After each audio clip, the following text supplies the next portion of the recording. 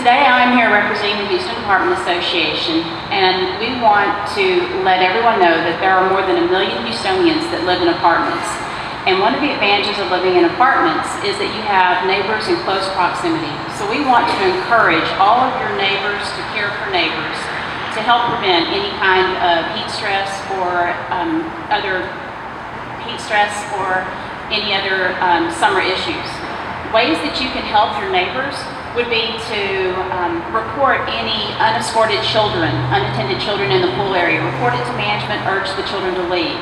Check on your neighbors in case you know of somebody near you that are elderly.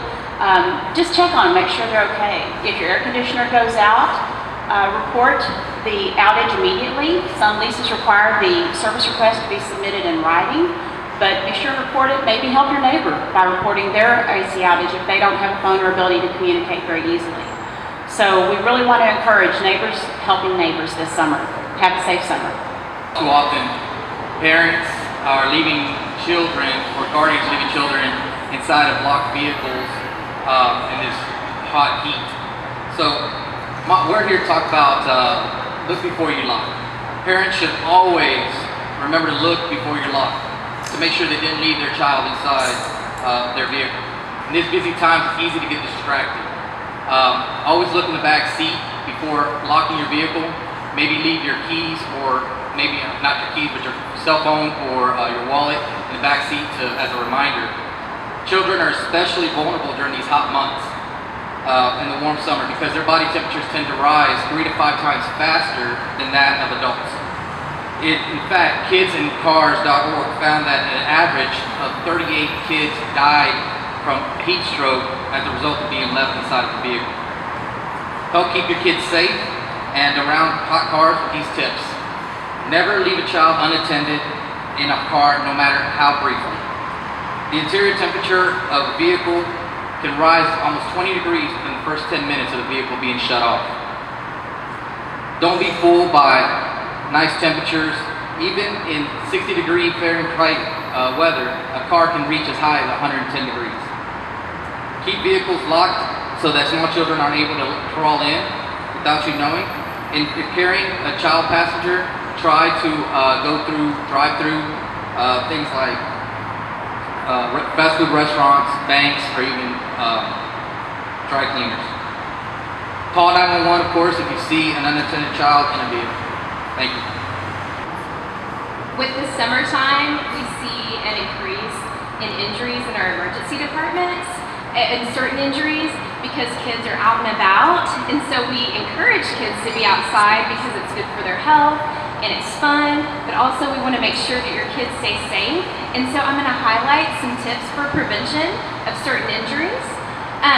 First of all, for most of these activities that we're going to be discussing today, these summer activities, one of the strongest means of prevention is active parental supervision.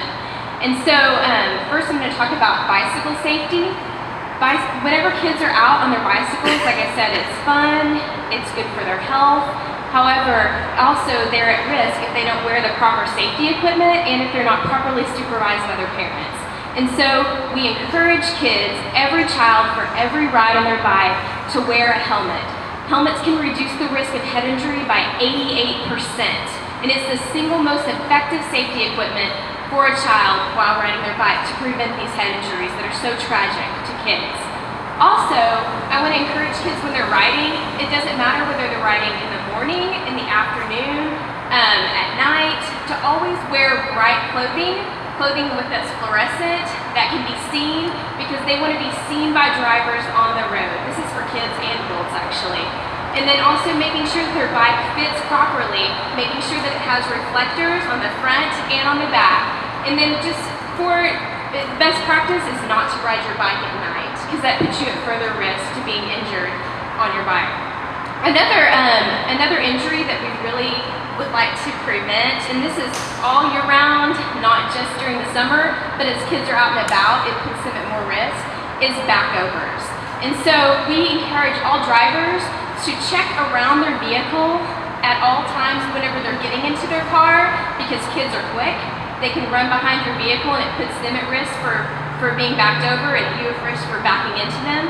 Also, with cars these days, with technology, it's increased where you have the back-over cameras. And those back-over cameras, while we can rely on those, and those do make us more safe, you can't completely rely, because it may not see that small toddler that has run out behind the vehicle to chase their ball, or just that is out and about by the vehicle. And so parents, I want to encourage you with your kids, whenever you're walking on the sidewalk, to have your kids hold their hand whenever you're in driveways and in parking lots. Be actively watching your kid, holding their hand. Don't let them run around if there's even parked cars, not just moving cars, but parked cars around, because that puts them at risk of being backed over. Thank you. I'm here today to raise awareness for water safety and swimming safety. Back in Memorial Day 2005, I lost my daughter to drowning. And since then, I've joined with Safe Kids to help raise awareness and also offers free swimming lessons every summer to families in need who cannot afford them. So parents, if your kids do not know how to swim and they need swimming lessons, you feel free to go visit our website, www.riashouse.net. And I'll also give you just a few tips that parents should take heed to during this summer while your kids are around swimming. And the most important one is to never allow them to swim alone. Always be there to watch them, and another most important thing is to make sure that they are equipped with the skills to know how to swim. So my plea to all the parents and everyone is just to make sure that your kids are safe. Keep your eyes on them around the pool, whether it's a bucket of water or a bathtub of water. It's the same thing can happen to them in the pool, but they can happen to them in the home. Thank you.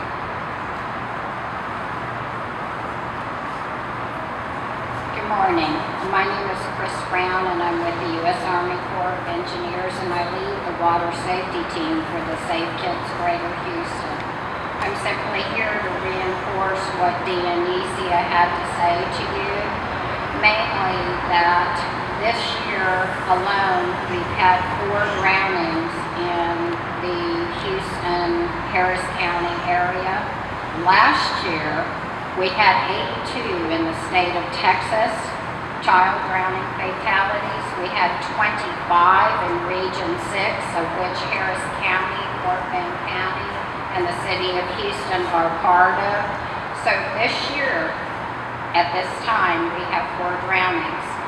I would like to reiterate the fact that for us, the most important thing is to never leave your child alone, and to always make sure that a parent or responsible adult is watching your children near, around, or in water. And this means swimming pools, hot tubs, bathtubs, toilets, buckets of water, anything where there's water. You need to watch your children. Secondly, we would like to make sure that parents are aware to learn to swim, and not just swim, but learn to swim well. Have your children learn swimming, and adults need to learn to swim. We have found that many children that swim, their parents do not. The next thing we would like to emphasize is that around water, whether it be in a swimming pool or whether it be in a natural body of water, to be sure to wear a life jacket. A life jacket is a proven device that shows it can save a life. So we ask that children who cannot swim and have not learned to swim or are not being supervised as closely as they need to be, make sure those children have life jackets on. Thank you very much. One of the questions we often hear at CPS, actually year-round, is how old does my child have to be before they can stay home alone? Many times parents want to know, do they have to be 10 years old or 5 years old or 15 years old? And actually in Texas, there is no law that says what child or what age a school-age child can be left home alone. So what we ask parents to do, especially during this time of year, summertime, kids are out of school, parents are often faced with the choice of what to do with their children. Childcare can be challenging, the cost of childcare, is consider certain things. Not only the age of your child, but the maturity level of your child. What is your child capable of doing? How responsible is your child? Even the number of hours that you're going to be leaving your child home alone, or whether or not your child is going to be responsible for caring for younger siblings.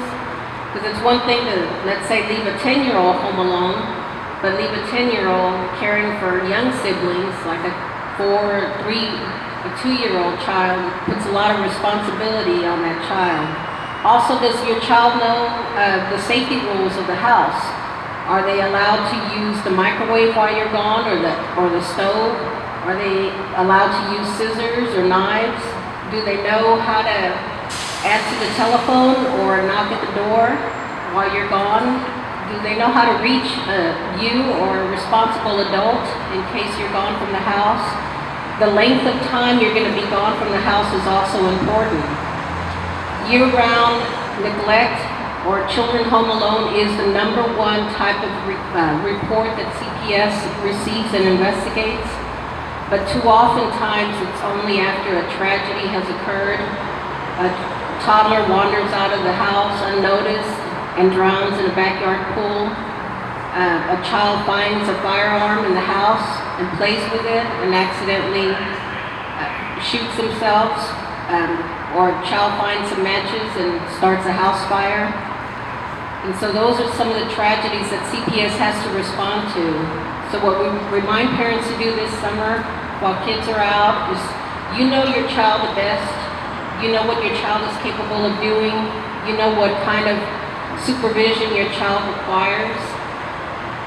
And so as we know, adequate supervision is very critical for child safety, and we want children to have a safe summer. Thank you very much. Good afternoon. Adult Protective Services is the state agency that investigates abuse, neglect, and financial exploitation of the elderly and people with disabilities.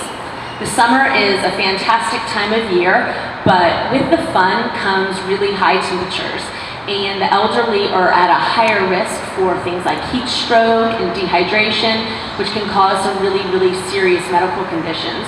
So Adult Protective Services urges the community to get out there and get to know your neighbors. Does your elderly neighbor have running water?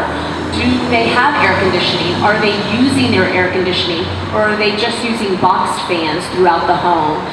Does it look like you haven't seen them in a while and there's some concern that maybe they're inside the home and they're passed out because of a heat stroke, things like that?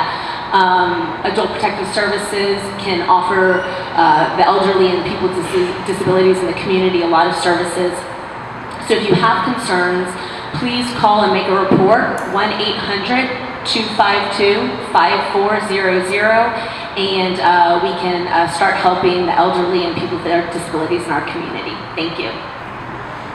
Approximately 300 deaths, heat-related deaths happen across the United States every year.